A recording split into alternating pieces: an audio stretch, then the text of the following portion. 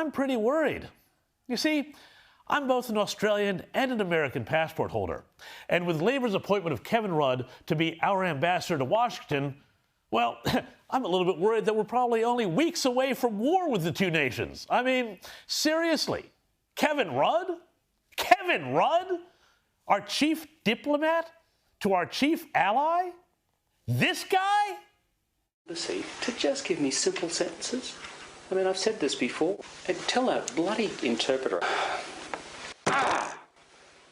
This language.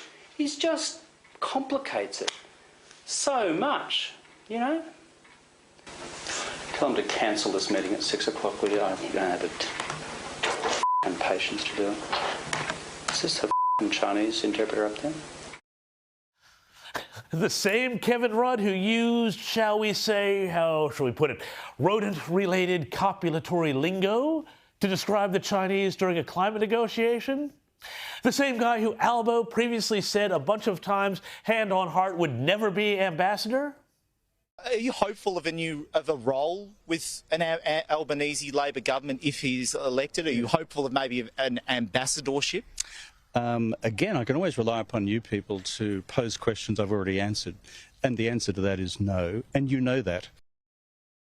Have you invited Kevin Rudd to be Australia's next ambassador to the US? No.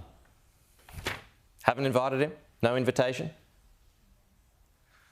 Haven't invited you either, Peter. No, but I'm not. Anybody. I'm not going for it.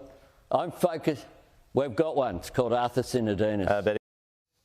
The same guy whose appointment received, and this is most damning of all, glowing praise from Malcolm Turnbull, who said he couldn't think of any Australian with better connections than Rudd has in the Biden administration or with more influence on geopolitical issues in D.C.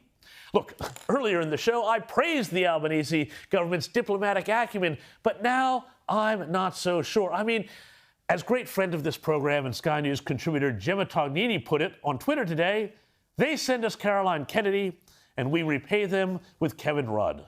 Friends don't treat each other that way. I reckon that about sums it up.